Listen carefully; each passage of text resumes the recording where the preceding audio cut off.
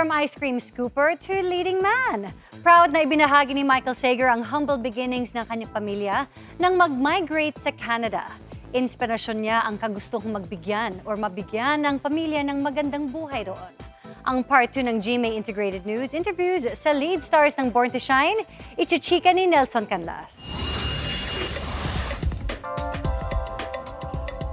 Rich kid pagdating sa maraming roles, pero sa totoong buhay, wala raw ganun. Ipinagmalaki ni Kapuso star Michael Sager ang kanyang humble beginning sa Canada nang mag-guest siya muli sa GMA Integrated News interviews. Hindi komportable ang buhay pag lumilipat abroad. I mean, as much as you say na nasa ibang bansa kami, just like them and like me, we started from scratch. Talagang walang-wala. So kailangan maghanap ng trabaho, gumawa ka ng community, family, and stuff like that. My parents are the reason, they're my role models kung bakit ako ganito ka-determined, kung bakit I'm so hungry for goals. At the age of 4, si Papa, he works 2 jobs, so does my mom. Until I was a teenager, they were finding so many side hustles, as they say, na para lang masustain yung buhay, para maging komportable kami. Mula raw noon, naging malaki na ang kanyang pangarap na iangat ang buhay, pati na ng kanyang pamilya. At the age of 12, I auditioned to be an extra because I wanted to have my own parang allowance na for myself so I don't have to rely on my parents. I got my first job at 16 and I told myself, pag school ko na ako nang bahala sa pamasahe ko. Anong trabaho to? Baon. As an ice cream scooper. Because of that, I really worked during school and then during the summer, nakapag-ipon po ako to buy my first car at the age of 17.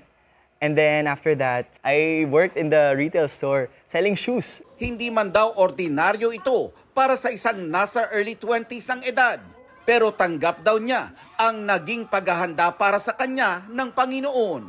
Sabi ko, siguro binigay na sa akin to ng Lord itong mahirap na challenge nito para mas masimulan ko na agad. The time came na nabigyan ng opportunities, nabigyan ng projects. Sabi ko, hindi ko na ito sasayangin. I mean, they might say it's luck, but I really believe it's all hard work. Ngayon, paakyat na ang kanyang showbiz career.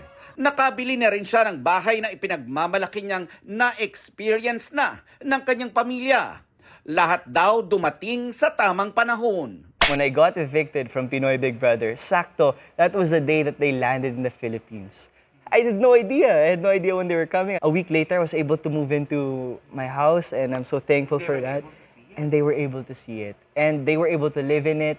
We were able to build it together. Kumbaga, yung loob kasi empty yun eh. How was the first night doon sa bahay niyo? Nakatulog kami sa sahig.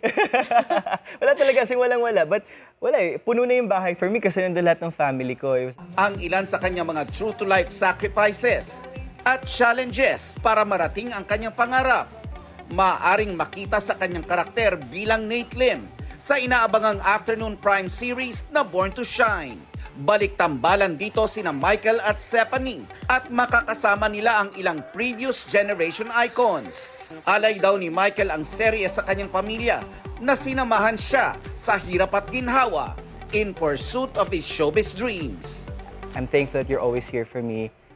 At I love you. I'm so thankful na despite everything, you guys chose to support me in such a wild dream of entering showbiz. Teary-eyed.